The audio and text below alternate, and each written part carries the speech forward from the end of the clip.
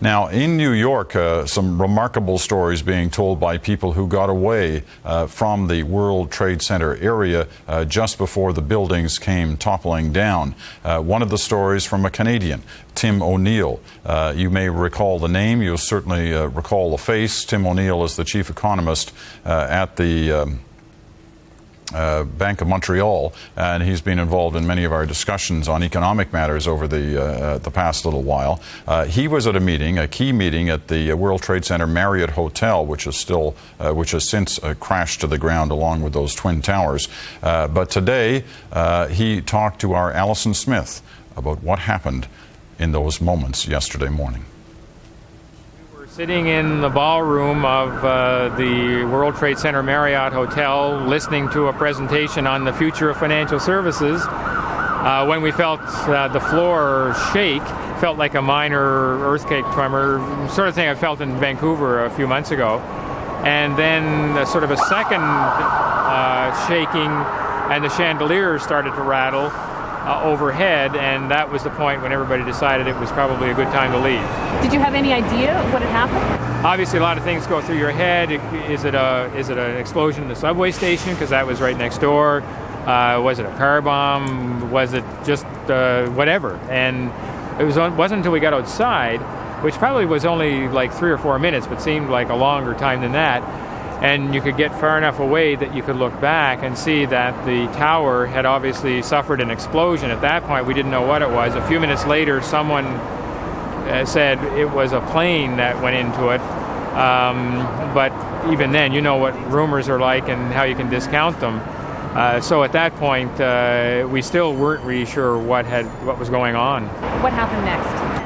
So then we were continuing to get away from that area, obviously, down in the Battery Park area, and we're looking back. I heard a plane. What was the noise like? Just like it was an airliner. You know, if you've lived near an airport, as I have, or even just flown a lot, you're used to hearing planes coming in low, and so it sounded like that. And then it seemed, well, that's way too loud.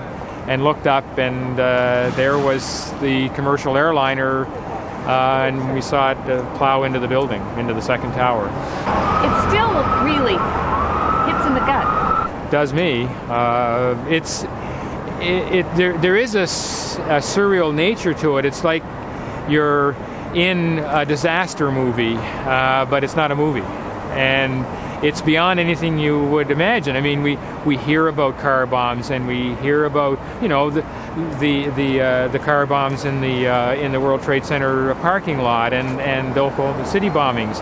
So those are not beyond your imagination, but that a commercial airliner would fly into a building just as beyond anybody's ken, and that's what's such a shock and so astounding, and still probably the image I'll take away from this, at least one of them.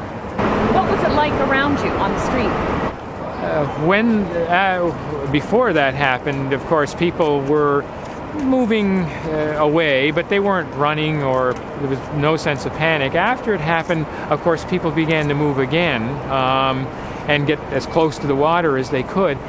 But at least in the area where I was, and there were about 12 of us who had been at this conference, were hanging together, there was no sense of panic. It was just, get out of here. Let's move as far away as we can, which we did. But there was no pell-mell running. There was no knocking people over or any of the things that you typically associate with that kind of fear and panic.